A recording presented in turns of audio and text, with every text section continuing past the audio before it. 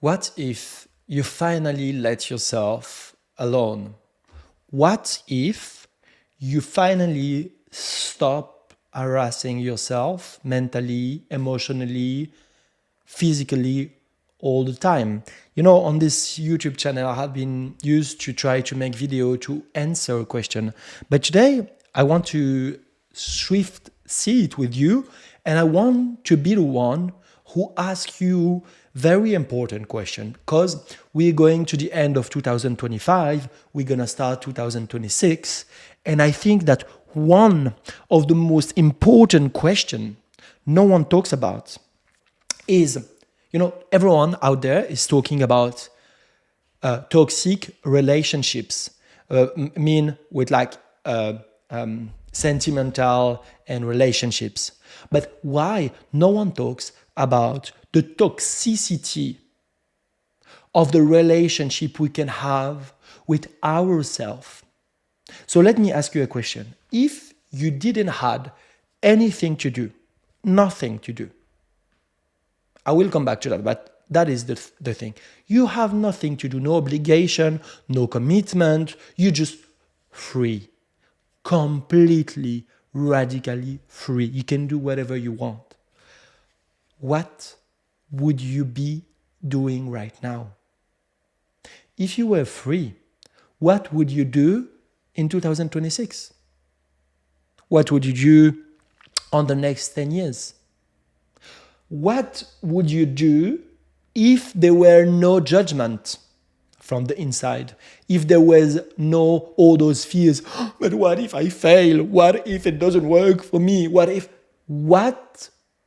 How your life would look like if you were letting yourself alone? What if you were stopping to try to be someone else and you were just embracing your deep truth? Truth is not something we understand. You will never ever find truth in a book, find truth in words, find truth in dogma, in concept, in religion. Truth is not something you understand. Truth is something you feel. So I'm asking you, what is your truth? And I was saying, if you are free. But let me ask you another question. What makes you think that you're not? Oh, I have bills to pay. I have to go to work. I have to do this and to do that. That is bullshit. You don't have to do any of all of this. That is a perfect, complete illusion, because you're taking the game too seriously. You're taking life too seriously. You think you have to do a thing. And because you think you have to do a thing, then you have to do a thing. Then you're not living your life anymore. You're surviving your life. You're going through this infinite to-do list. But in fact, you're free. You're a free human being. So yes, being completely free comes with a lot of responsibilities, come with fears. And you might think, yeah, but if I follow my truth, what if it's not reasonable? But let me ask you one more question. Is it reasonable to live a life that is not yours? Is that reasonable? Because at the end of the day, and trust me, I know it too well, life is short. Your life will end as mine very soon, sooner than what we can imagine. We will be at the end of it. And tell me, what will be the value of this to-do list? Where did you go with all of this? Have you taken the time to stop trying to fix yourself, to embrace your truth, to sit outside, to listen to the bird, to do things that have no purpose, that have no performative, that are not for something? Can you do things just freely? can you just look after a plant? Go on the garden. Look at the clouds. Look at the clouds. Your ego will start saying, what the fuck are you doing? We have more important thing to do. That is an illusion. You have nothing more important than contemplation. Why is that? It's because you are not doing being. You're not, you're a human being. Human being means that you have to exist. You don't have to do. It's not about doing. It's about being present. And to be present, you can't be, just listen to the thoughts, to the judgment, to the harassment you are giving yourself, the treatment you are giving yourself all day. Every time you want to eat something, oh, is it reasonable? Can I? Is it legitimate that I eat that? Is it not too caloric? You're harassing yourself with food. When you have an emotion, oh, is it legitimate? Can I express it? Can I even recognize it? Oh no, maybe I'm too much. Can you let yourself alone? Can you just embrace what you're going through?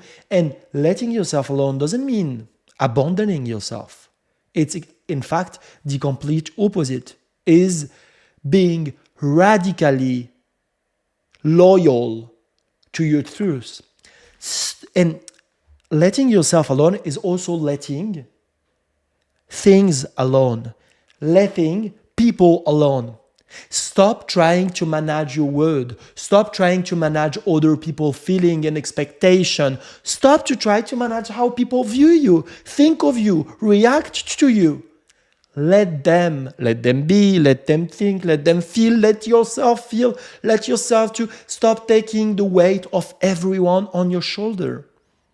And stop trying to control the outcome. Go to visit your truth. What makes you feel alive? What nourishes your soul? And when you discover that, what brings joy to you, inside you, excitement? What is that? What is it? And when you find it, you visualize it, you do it, you just stick to it.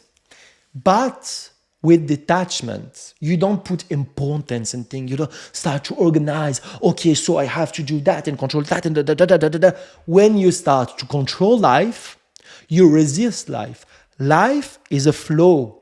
If you try to go against it, you're just gonna draw. You're just gonna lose it. You're gonna be exhausted, and it's gonna be a terrible experience. You have to let it go. You have to go with the flow. You know what is right, you know what is true, but you take the thing as they come, as they happen. And also accept to be nice and soft with yourself. At least as much as soft and compassionate you are with others. Why would you treat others with empathy, but be so rude with your own being? Are you not the most important person in your life? Of course you are. Who else? You are the center of your world, of your universe, the only one you exist in. So be gentle, be nice, and be delusional, be reasonable. Make things that make sense only for you, that doesn't serve any purpose. Okay. I'm going to give you an example. I'm not going to give you an example. I'm going to show you an example. Hopefully, you're going to be able to listen to me. But give me 30 seconds. I'm going to tell you about following your truth and what it can be and where it can take. Because I think that is the most important. I'm just going to show you here where I am in. And you're going to tell me if you think that is reasonable or if it's not. If I could, fuck that thing. You see, I'm trying to resist the outcome, which is, you see, I was about to give up and then it worked. So I have to manage all of this together. Look, I want you to tell me if the number of plants, I'm gonna put the light on, is the number of plants in that room, is this reasonable in any matter? And I'm not even slowing down. I'm not like, I'm not stopping myself. I am following that. Does it make money? It costs a lot. Does it serve a purpose other than making me feel joyful, alive? It does not. And that's exactly why I'm doing it. It's because I think that life is about that. It's about following that, following your truth with intensity, for that, whatever it makes sense for people or it doesn't. Because as the